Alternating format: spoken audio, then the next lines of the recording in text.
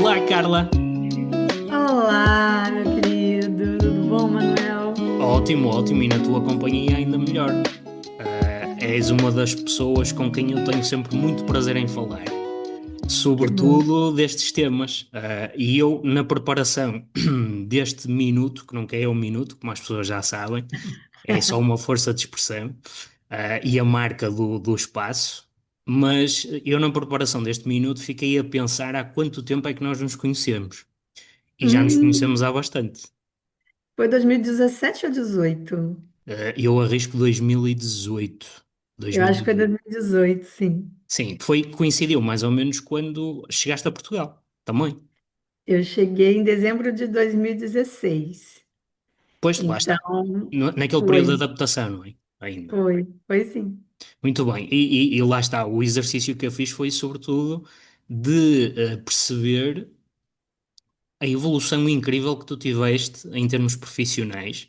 Tu encontraste aqui um segmento muito próprio e muito interessante que é o LinkedIn.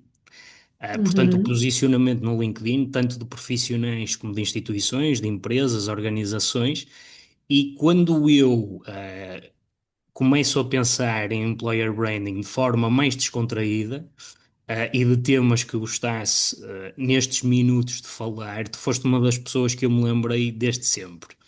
Só agora se proporcionou, até porque eu também confesso que não tenho todo o tempo que gostaria para falar com as pessoas que quero falar sobre employer branding e as suas várias ramificações, mas aqui estamos e este é o 10º episódio, portanto é um número redondo e é um número bonito olha, e é um número que te assenta bem, portanto bem-vinda e obrigado por estares comigo. obrigada. Ai, que bom ser a décima, é um número bom, eu gosto do Nestes, 10. eu também gosto, eu também gosto. E como estava a dizer, portanto, eu acompanhei de perto a tua evolução nestes últimos anos, que tem sido extraordinária. Aprendi muito contigo, e qualquer pessoa que esteja minimamente atenta pode aprender contigo sobre esta rede que nós também hoje estamos aqui a falar para ela, que é o LinkedIn. Portanto, aprendi muito contigo, aprendi muitas dicas. Se as uso bem ou não, isso já será para a tua avaliação. Mas não é neste momento aquilo também que me interessa conversar contigo. O que me interessa conversar e isso tem sido até um bocadinho conversa de corredor, conversa de café, digamos, de uma rede profissional que nos últimos tempos parece estar a ficar mais instagramável, passando a expressão, do que propriamente de acrescentar valor em termos profissionais. Olha, um bocadinho como nós estamos agora aqui a tentar fazer, que é falar de temas que são puramente profissionais, desenvolvimento profissional, neste caso, de employer branding, de marca empregadora, de como é que as pessoas podem posicionar, para alcançar algo melhor na sua carreira e como é que também as instituições se podem promover de forma autêntica para Uhum. captar esse talento. Um, e da tua experiência, eu fiz aqui uns apontamentos para não me esquecer do que é que queria perguntar-te.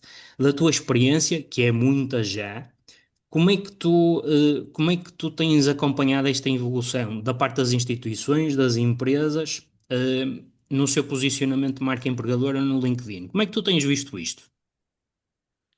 Olha, ainda vejo muito devagar, muito, essa progressão ainda muito lenta. Algumas empresas já fazem um trabalho bastante interessante, nomeadamente de divulgar a cultura da empresa, de partilhar histórias de colaboradores, de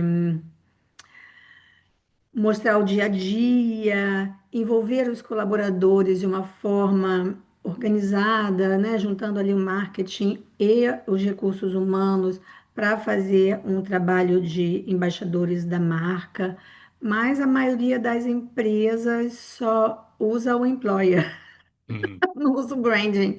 Então, só ficam mesmo colocando anúncio de vaga e todos iguais. Só muda o nome, não é? Lógico que a gente sabe que às vezes a empresa não tem um departamento de marketing para fazer um design mais interessante, mas eu ainda vejo essa mudança, pelo menos assim, a nível das empresas médias e as menores, e também muitas vezes nas empresas grandes é assim que acontece. não tem um carisma, não tem um apelo, algo que chame a atenção no meio da multidão. Achas que falta um storytelling? É isso que Acho que sei. falta storytelling, falta muito storytelling. Falta também o trabalho específico de embaixadores da marca, ou Hum, seja, trabalhar com aqueles colaboradores que naturalmente já tenham uma aptidão natural para comunicação e dar um suporte para essas pessoas, tanto do marketing quanto dos recursos humanos, para que essas pessoas elas sejam a voz também da marca, tanto para falar do que se trata, do que se passa naquela empresa, como para recompartilhar as publicações da empresa. Porque o que que acontece? A empresa às vezes tem, vamos supor, tem 10 mil seguidores na página de empresa. Só a página de empresa sozinha, se não for uma marca muito conhecida, ela dificilmente vai ter muita atração, mesmo fazendo publicações regulares. Então, se os colaboradores não forem envolvidos nessa estratégia de marketing, de publicação de conteúdos, seja para repartilharem nos seus perfis pessoais, ou seja, até chamar o próprio colaborador, olha, essa semana vamos entrevistar aqui o fulano, que é do departamento tal, vamos conhecer um pouquinho mais. Então, se não tiver esse envolvimento, essa humanização, só aquele conteúdo mais do mesmo, aquilo não atrai as pessoas. E as gerações mais jovens, elas estão cada vez mais buscando uma proximidade com a marca, uhum. né? Então, o LinkedIn, ele serve para fazer isso. Só que eu vejo que muitas vezes o marketing e o RH não conversam. Olha, O RH manda para o marketing, ó, divulga essa vaga de emprego, o marketing divulga, aquilo vai para o LinkedIn. É tipo aqueles folhetinhos, né? Que a gente recebe na caixinha do correio. Pizza, manicure. Outro dia eu recebi um de engomar roupa. A gente olha para aquilo, ah, tá. nota-se quando as áreas estão interligadas para essa estratégia e quando não estão. Isso eu concordo Não. em absoluto contigo se estivermos minimamente atentos. Mas olha, surgiu-me agora, do que tu nos contaste, surgiu-me agora uma pergunta um bocadinho provocatória, que Diz. é, tu achas que determinados líderes, se têm colocado um bocadinho a jeito, desculpa-me a expressão, no sentido de assumirem eles, se calhar, essa questão da humanização, como tu lhe chamaste, da mensagem, e de Ai, atrair, Manuel, você sabe que e de eu ainda só atrair falo, e que se calhar tem feito tem tido um efeito ricochete, em que nós que somos utilizadores da rede já achamos que é um bocadinho demais. você sabe que eu ainda sou abrasileirada para falar. O que que é colocar a jeito? Colocarem-se a jeito é abusarem, de certa forma, de uma exposição na rede que, de certa forma, para eles será uma promoção da marca, obviamente pessoal, mas que traz a marca corporate atrás, mas que neste momento já é algo um bocadinho exagerado. Tu sentes isso? Já é um bocadinho demais. Olha, eu não gosto muito de ir por esse caminho do que é de mais e do que é de menos. Eu prefiro ir pelo caminho do que é autêntico para cada pessoa. Uma pessoa que tem uma personalidade mais expansiva, mais comunicativa, mais influenciadora no bom sentido, ela vai se sentir à vontade nessa posição. Se ela se sente à vontade, se ela se comunica de forma autêntica, e isso favorece a sua própria marca pessoal, isso favorece a marca da empresa, eu acho válido. O que eu não acho é tentar fazer uma pessoa que não tem isso no seu ADN fazer. Aí fica forçado. Aí fica alguma coisa que parece que está ali só para aparecer, né? Como a gente diz no Brasil, só está querendo aparecer. Uhum. Aí eu acho que não é por aí. Ao mesmo tempo que também é possível fazer um trabalho de presença de embaixador da marca, seja o CEO, seja o dono, ou sejam os colaboradores, às vezes é o diretor de marketing, tem uns cases interessantes em Portugal. De uma forma mais low profile. O low profile também funciona. Se a pessoa é low profile, a autenticidade dela está mantida e o resultado acontece na mesma se a estratégia estiver bem pensada.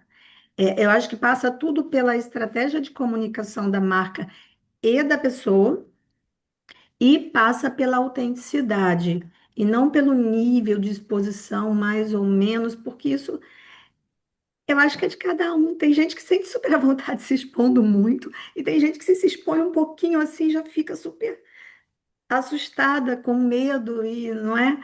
Então, eu acho que eu não boto muita regra, não. É engraçado, estava aqui a pensar, nós vamos sempre bater na palavra autenticidade. E por continuar a falar em autenticidade, tu também dás uma verdadeira masterclass a qualquer momento sobre posicionamento individual. E tu estavas, de certa forma, estavas agora a falar sobre isso, mas num nicho muito de liderança.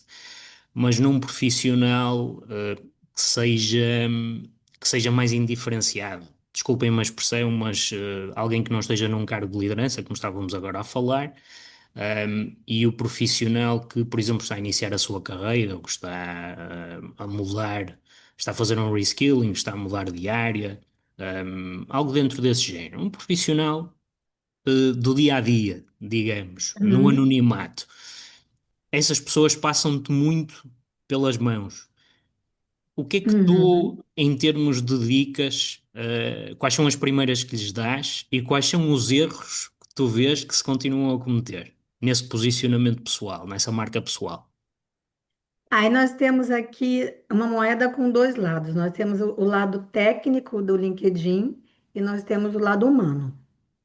Então, o profissional, seja o CEO, seja o recém-licenciado, seja aquela pessoa que tem muita experiência de carreira e de vida, mas que ainda não tem presença no LinkedIn, o conselho é o mesmo. Hum. É, primeiro, trabalhar a ferramenta pelo lado técnico, ou seja, pensar quais são. Na verdade, é o inverso. Vamos inverter isso aqui, senão não funciona. Primeiro, é o autoconhecimento, é olhar para dentro. Como é que eu quero ser visto? Eu, como é que eu quero ser visto, não é como é que eu quero ser visto agora para conseguir um emprego agora, é como é que eu quero ser visto no mercado daqui a 5 anos, daqui a 2 anos, pelo menos daqui a um ano. Como é que eu quero ser percebido? Eu quero ser, Carla, por exemplo, eu quero ser percebida como uma marca que resolve, que tem uma estrutura, tem um método, tem um passo a passo para ensinar LinkedIn e marca pessoal, mas com leveza. Porque se não tiver leveza, nem eu consigo dar, nem eu consigo fazer o meu trabalho. Então a pessoa tem que ser percebida, tem que saber como ela quer ser percebida. E isso exige autoconhecimento. Depois, aí nós vamos olhar para capacitação técnica de fato. Quais são as competências técnicas que a pessoa tem e que o mercado pede? E vamos fazer o match. Ah, mas o mercado, às vezes, o mercado pede tais qualificações que eu não tenho. Você não tem mesmo, ou você nunca praticou, ou você nunca usou num contexto profissional.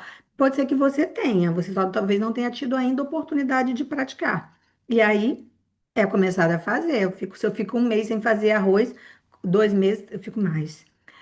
Quando eu vou fazer, ou ele fica papa ou ele fica duro. Ou ele fica salgado ou ele fica sem sal. Aquilo que nós fazemos no dia a dia é que traz a excelência. Então, se o mercado busca e eu não tenho, e para entrar no mercado eu preciso, eu vou ter que me capacitar. Então, é pegar todas essas competências, essas capacitações e colocar no perfil do LinkedIn, não só no perfil, mas nos conteúdos, em todo lado, de uma forma que o algoritmo, que o motor de busca encontre esses termos. O E aí algoritmo ainda é simpático ou já não tanto? ele está ficando cada vez mais antipático. É? Pois. Também tenho essa sensação. Ele Daí, se está calhar, ficando ah, chatinho. dependerá como qualquer rede social, depende daquilo que nós lá colocamos. Vi Sim. também a conversa de fundo e de bastidores Teve de uma estar mudança mais agora em outubro aí que tá todo mundo apavorosa, né? de estar mais instagramável, mas que a sensação é de que o algoritmo está não tão Ele está mais simpático. mal-humorado. Ele tá no. O Mercúrio dele deve estar retrógrado, alguma coisa assim. Mas, enfim, não, mesmo quando ele está mal-humorado, a base é essa. É, de um lado, o autoconhecimento, que passa pela autenticidade, no final vai ser a forma como eu quero ser percebido. Se eu quero ser percebida como uma pessoa leve, em todas as minhas lives eu tô de preto, fechada até aqui, falando séria, não dou um sorriso, não vai rolar, não é? Por outro lado, outras pessoas querem querem parecer de uma forma um pouco mais sóbria, mais tranquila, mais calma, porque ela é assim, porque no mercado dela é assim, enfim. Depois, é ver quais são essas palavras-chave que estão dentro do teu leque de competências e que o mercado pede, porque às vezes o que que acontece? A pessoa coloca, mas não coloca da forma como o mercado está pedindo. Tem que usar o mesmo termo. Lógico que tem variações e podemos usar as variações, mas tem que fazer essa pesquisa que é para dar match, é igual Tinder, tem que dar match. Então, quando dá um match nas palavras-chave, o recrutador foi lá, fez a pesquisa, encontrou aquela pessoa. Aí vai ter que fazer dar match na parte humana, saber conversar, saber se colocar, saber conhecer aquela empresa e vai para a parte, né, que não é a minha área, que é da gestão de carreira, entrevista de emprego, isso tudo eu não trabalho com essa parte. Mas a primeira coisa é o currículo ser encontrado. No caso, não é o currículo, é o LinkedIn. E não, e a primeira coisa é a segunda coisa, ao ser encontrado, ele não ser eliminado de cara. Não ser eliminado, desculpa? Não ser eliminado de pronto. Ok. Agora Aí é que fui eu que vão não apanhei três. a tua expressão. De cara, né? É É de de cara, primeira. exatamente. Sim, sim, sim, sim. Então, trabalhar o LinkedIn de forma que ele não seja eliminado à primeira vista. Para isso, ele precisa estar completo com as informações mais importantes, mais necessárias para que a pessoa seja chamada para uma entrevista. Então, às vezes, colocar informação demais pode atrapalhar. Hum. É a mesma coisa do CV. Meu marido recruta muito, porque ele já está numa posição de liderança, então ele analisa muito CVs. E outro dia ele estava pedi para ele ajudar uma amiga minha que é da mesma área de TI. Ele falou: o CV é para a pessoa não ser eliminada. O CV não é para mais nada que isso. Ele é só para a pessoa não ser eliminada. Se ela bota isso aqui, ele mostrou. Se ela bota essa empresa aqui do Brasil que ninguém conhece em Portugal, ela vai ser eliminada. Então ela tem que botar a mesma coisa de uma outra forma que seja compreendido aqui. Sobretudo as competências, não é? É sobretudo as competências, no caso do LinkedIn. Então, o principal para o candidato é uma boa foto, um título que demonstre aquilo, não só aquela, eu quero cargo tal. Tá bom, meu filho, você quer o cargo tal. Mas se na empresa não tiver o cargo tal, mas tiver um outro ali, e depois você lá por dentro vai entrando, não serve? Ah, serve. Então abre o teu leque, não restringe, não fecha as possibilidades. Abre, é lógico, né, falando a verdade, o que que você. Ah, mas eu nunca fiz isso, mas você tem capacitação para fazer? Tem, então coloca. Eu, E dentro daquilo que a pessoa deseja, porque às vezes a pessoa coloca algo lá que ela não quer. Aí sim. é chamado para aquilo, ah, eu só sou chamado para isso. É porque seu perfil está direcionado para isso. O que tu nos estás a transmitir é que a personalização da resposta deve ser algo fundamental. A personalização da mensagem, o máximo Sim, possível, personalização naquilo que é o perfil que a empresa quer, que a instituição procura, e também depois a resposta do candidato ser o mais objetiva, mais direcionada, mais de acordo com aquilo que realmente está a responder.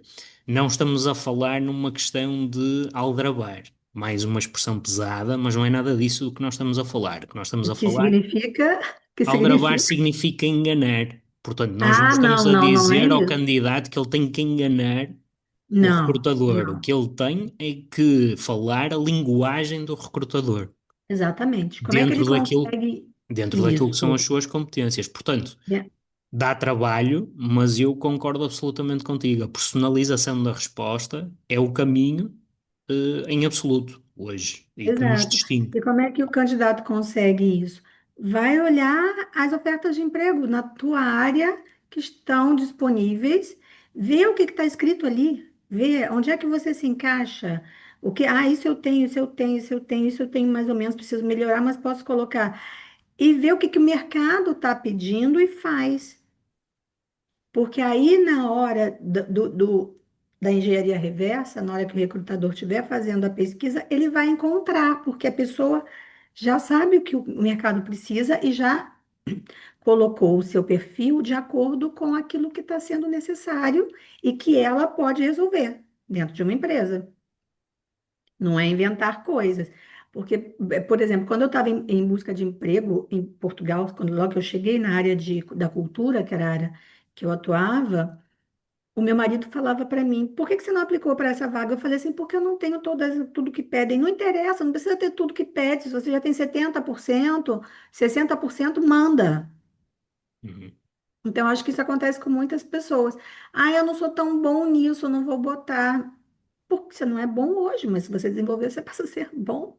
O importante é você ter capacitação e querer fazer aquilo, né? Não restringir muito. Às vezes as pessoas restringem demais, fecham demais. E aí as possibilidades também diminuem. E o segundo lado do perfil é que ele seja humano. Não, não precisa falar, eu sou mãe de cinco e não sei o quê. Isso é uma tendência muito Olha, Instagram. falaste agora, mas olha, é importante isso, ainda bem que lembraste. Isso é uma tendência Instagram que está Essa, rolando. essa, essa, esse desvendar de um lado mais pessoal é positivo ou não? Na Vai tua depender opinião? da empresa, né? É igual a cabeça de juiz e bumbum de criança. Hum. Olha, nós Depende de quem estamos a. está do lado lá. As pessoas têm muitas opiniões Hum. e a gente não sabe. Então, eu acho que assim, se você está em busca de emprego, pega um caminho do meio, tenta fazer alguma coisa que vai, entre aspas, agradar ao maior número possível de pessoas. Tá abrindo um negócio, o teu negócio é inovador, quer ser autêntico, aí você faz o que você quiser. Eu acho que é mais ou menos por aí. O que você quiser, né? Também, entre aspas. Claro. Uma Olha, estratégia.